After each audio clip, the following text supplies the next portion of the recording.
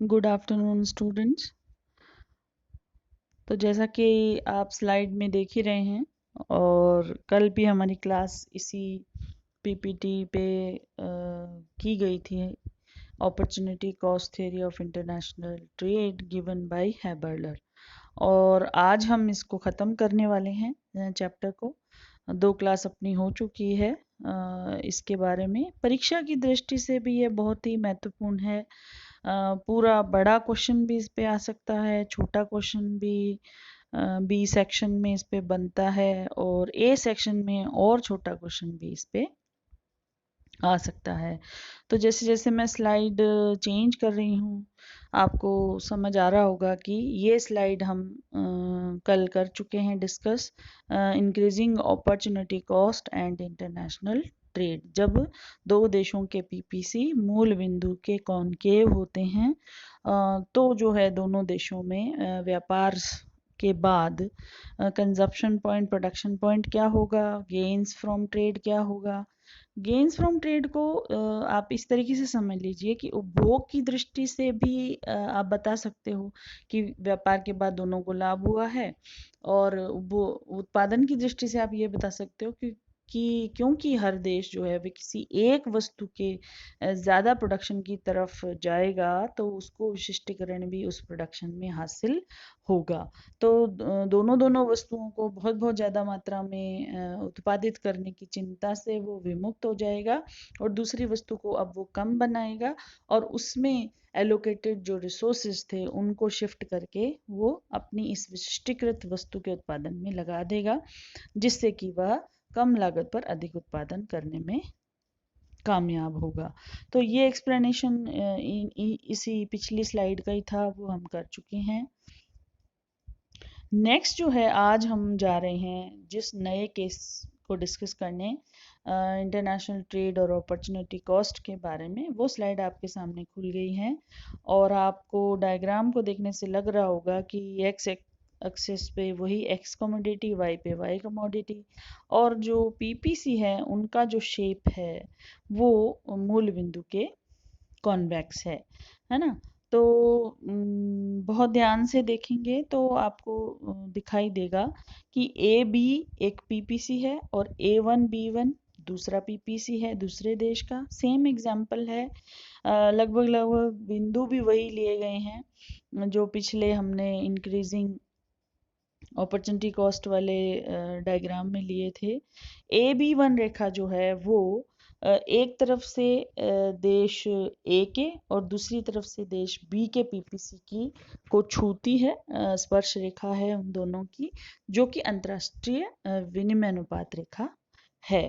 तो जो एरिया है दोनों पीपीसी के बाद वाला, और ए बी रेखा तक जो एरिया आ रहा है, वो अंतर्राष्ट्रीय व्यापार के बाद ही कवर करना या उसे अप्रोच करना पॉसिबल हो रहा है दोनों देशों के लिए।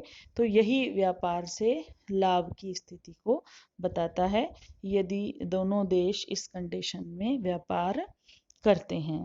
तो जो रेखाएं इसमें स्पर्श रेखा ई है, वो बिंदु आर की स्पर्श रेखा है देश ए के लिए, जो भी पीपीसी ए बी बना हुआ है।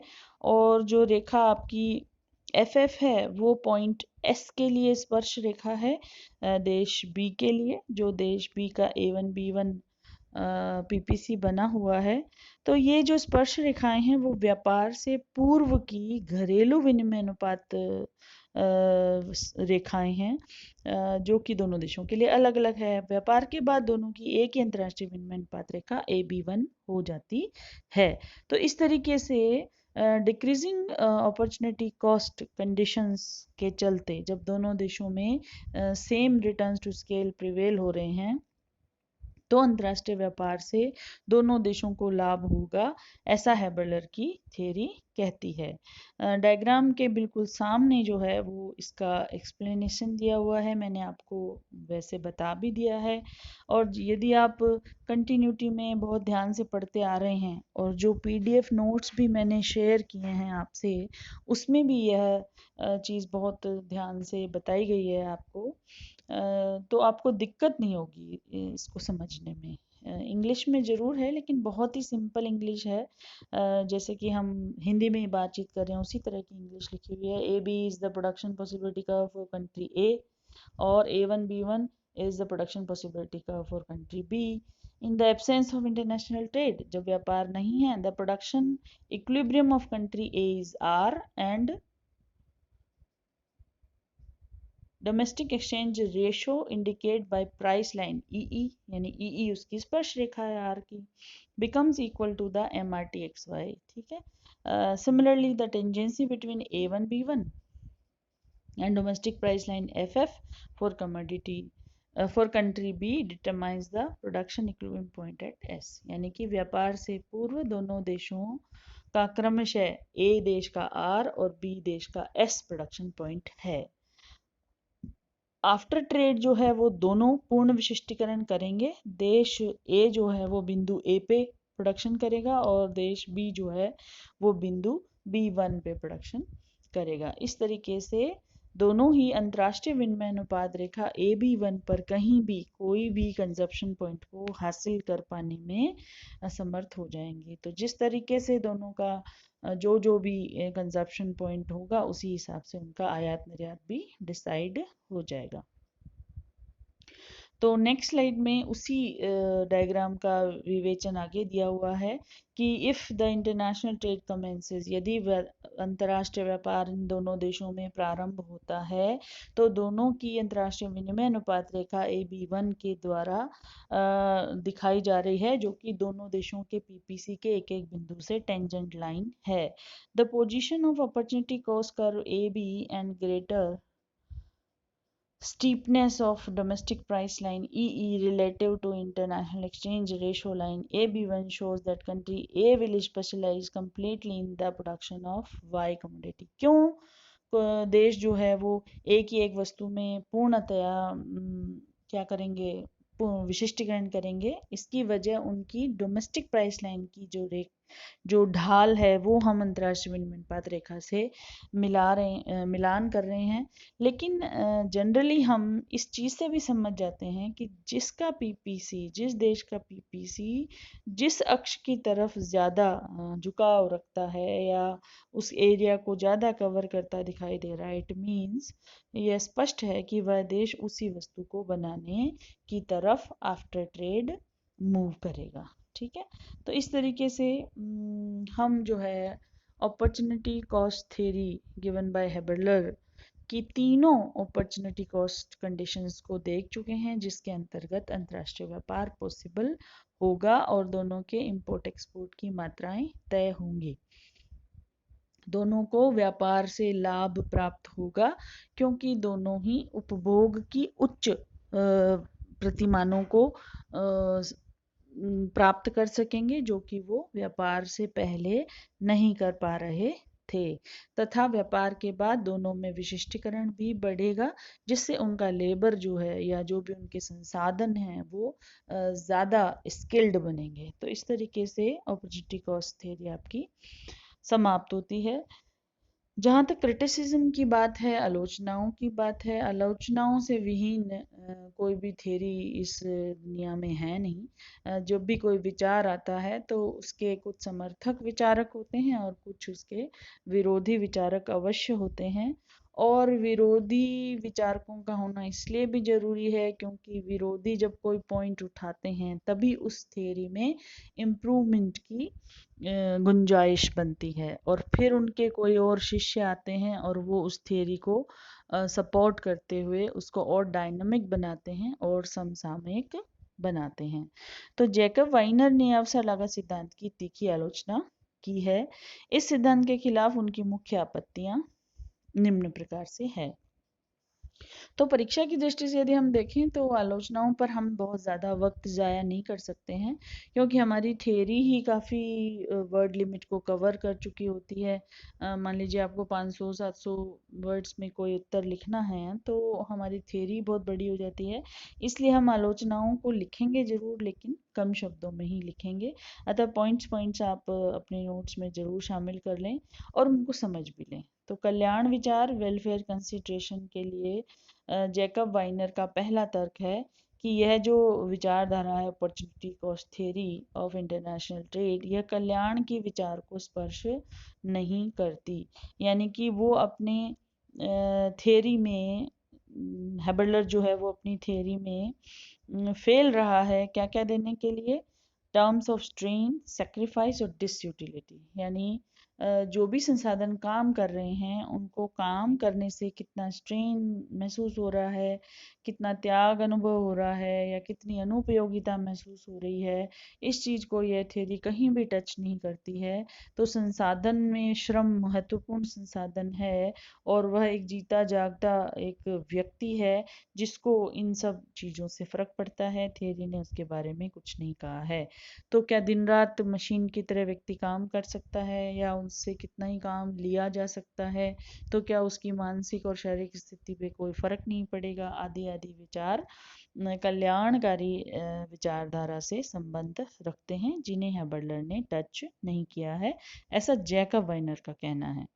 दूसरा पॉइंट वो दे रहे हैं, neglect of change in factor supplies.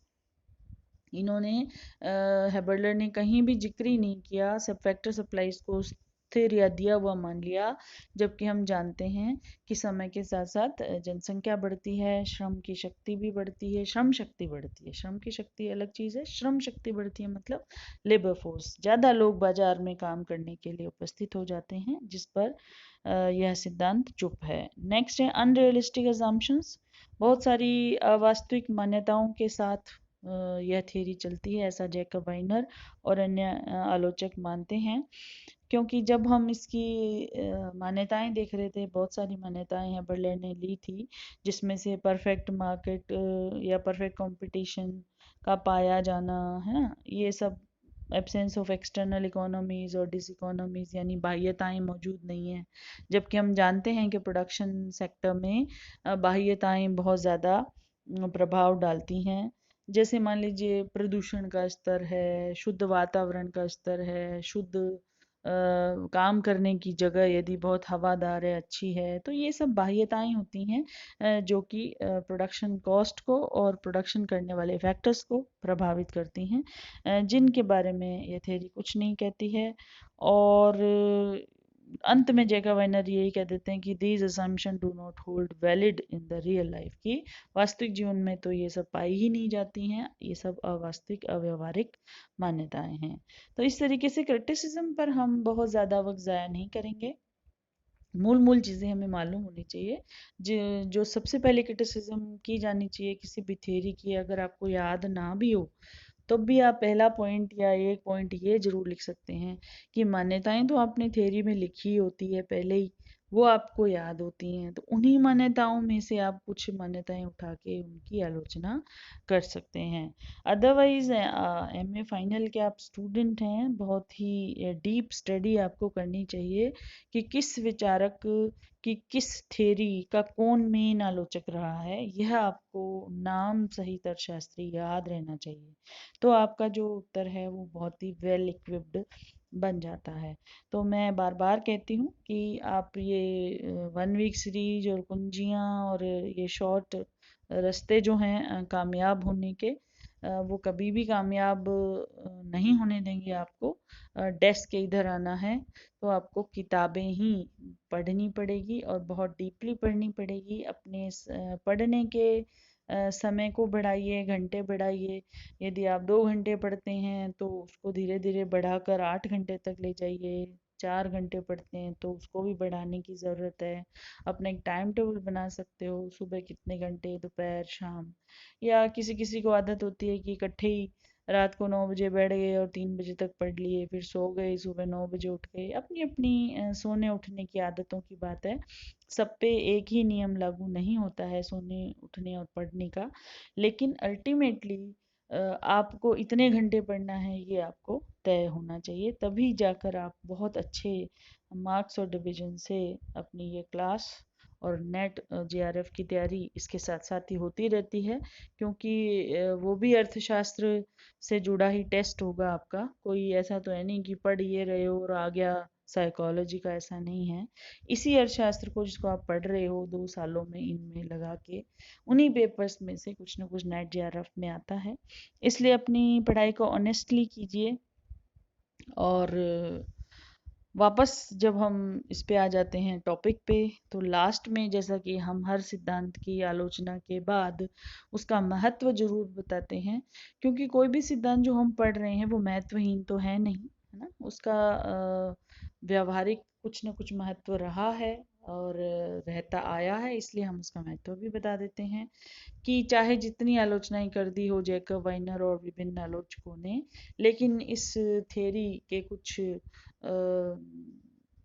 पक्षधर भी हैं जो इसे पसंद करते हैं और जो इसके पक्ष में अपने तर्क देते हैं। इसलिए इसका महत्व बताते हुए हम सैमुअलसन के कोटेशन को यहाँ ले रहे हैं। Samuelson observes, without pursuing this matter further, I would still say that the simplifications made in the opportunity cost approach are empirically much less absurd than those resorted to be any other real cost or pain cost doctrine. अब हिंदी में इसको मैं बता देती हूँ। Samuelson ने मोटे रूप में ये कहा है कि जो जैकब वाइनर ने कल्याणकारी विचार को लेके इसकी जो आलोचनाएं प्रस्तुत की है, उन सब के बावजूद यह सिद्धांत उन बहुत से सिद्धांतों से श्रेष्ठ है जिसमें कल्याणकारी जो ये बिंदु हैं, जो कल्याण के सूचक हैं, उनके बढ़ाने के उपाय बताए गए हैं या उनको साथ में कंसीडर करके कुछ ऐसी थ्योरीज दी गई हैं, उन सब से यह बेटर है, ऐसा सैमुअलसन का कहना है। क्योंकि यह बहुत ही सरलीकृत रूप से प्रस्तुत की गई है और अल्टीमेटली यह एक सामान्य सिद्धांत प्राइस का प्रस्तुत करती है। मूल्य का जो श्रम सिद्धांत था जो क्लासिकल्स ने दिया, उससे ये डिफरेंट एकदम लागत का, अवसर लागत का एक सिद्धांत प्रस्तुत करती है। इसलिए इस सिद्धांत का अपना एक अलग महत्व है जिसे हम नकार नहीं सकते। तो इस प्रकार से हैबेलर का सिद्धांत आज हम यहाँ समाप्त कर रहे हैं। परीक्षा की दृष्टि से काफ़ी कुछ 3 क्लासेस में डिस्कस हो चुका है और एक बार मैं आपको फिर से याद दिला देती हूँ। शुरुआत से हम चले थे जिसमें हमने इंटरनेशनल ट्रेड क्या है, क्यों है, कब शुरू हुआ, क्या महत्व है ना। वहाँ से चलते चलते फिर हम थ्योरीज में आ गए। इंटरनेशनल ट्रेड थ्योरीज में स्मिथ का सिद्धांत निरपेक्ष लागतों का, रिकार्डो का सिद्धांत तुलनात्मक लागतों का, मिल का सिद्धांत रेसिप्रोकल डिमांड थ्योरी कहलाती है, और उसके बाद हैबेलर का अपॉर्चुनिटी कॉस्ट सिद्धांत। तो ये मेन सिद्धांत हम सब कर चुके हैं। नेक्स्ट जो थियरीज हम नेक्स्ट क्लास में करने वाले हैं वो है Heckscher-Olin model of international trade, या कुछ लोग उसको मॉडर्न थियरी ऑफ ट्रेड भी कह देते हैं। हालांकि मॉडर्न थियरी ऑफ ट्रेड थोड़ी अलग और 20वीं सदी या 21वीं सदी की मान सकते हो आप, लेकिन हेक्सर-ओलिन मॉडल भी एक तरह का बहुत ही प्रशंसनीय सुधार है इंटरनेशनल ट्रेड थियरीज पर। तो उसे हम नेक्स्ट क्लास में करेंगे। तब तक के लिए आप अपने नोट्स तैयार